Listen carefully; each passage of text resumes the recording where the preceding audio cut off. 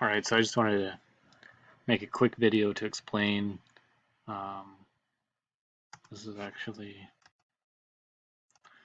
section homework 7.2, problems 14 through 16. So, for my trig class. So they ask you to express this in terms of sign only.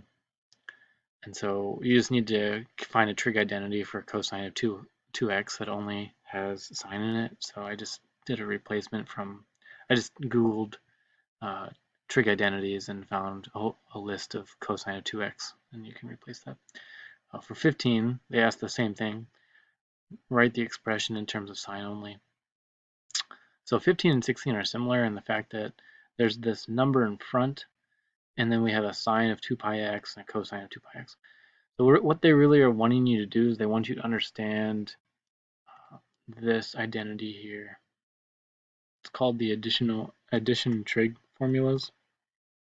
But in reality, since we want to rewrite it in terms of sine of some angle plus some other angle, we have to think of the whole expression as sine of some angle times cosine of some angle plus sine of angle B cosine of some angle A.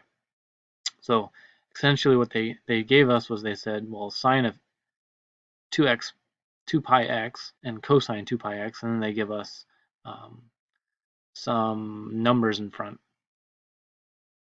And so what we're trying to do is we're trying to say, okay, they gave us some numbers in front. There's a 3. I'm going to factor out a 3. I even factored out 6, because then what that does is it gives me 1/2, and it gives me a square root of 3 divided by 2. So now that I have 1/2 and square root of 3 divided by 2, I think of, okay, well, on the unit circle, what cosine of some value gives me this, right, cosine of theta, and what sine of some value gives me this, some theta. Because in order to get this into this form, this 1/2 has to be a cosine of something, and this square root of 3 divided by 2 has to be sine of something. So again, you have to know what your end game is in order to factor out this extra factor of 2 in order to get 1/2 square root of 3 divided by 2, and then to say, well, okay, some cosine of some theta has to equal this, and sine of some theta has to equal this, and so you end up getting cosine of theta equals times this plus sine of theta equals times this. But we want this to equal 1/2, and we want this to equal square root of 3 over 2, so there has to be some theta value, which happens to be pi over 3, that gives you both of those values. So then you can rewrite it as, okay, so if we have pi over 3 and 2 pi x for these values, we can then use our, so we have this down here, step 4, then we use the trig identity to rewrite it as 6 sine of 2 pi x plus pi over 3. And then you're done, because you have everything in terms of sine, you're done. So that's essentially what they're trying to get at for number 15. They're trying to get you to use the addition trig identity of sine of some angle plus some other angle equals sine of alpha times cosine of beta plus sine of beta plus cosine of alpha. All right, and so 16 is exactly the same. So the idea is if you can figure out 15 and 16, you can do the same. It's just that it's a different scenario, because whenever you factor out this 5, you essentially have a 1 here and a 1 here.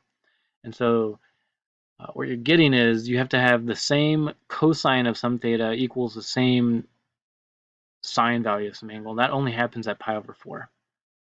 And so what I went ahead and did was, whenever you plug in cosine of pi over 4, you get square root of 2 over 2. So I went ahead and multiplied square root of 2 here, square root of 2 here, and I factored out square root of 2.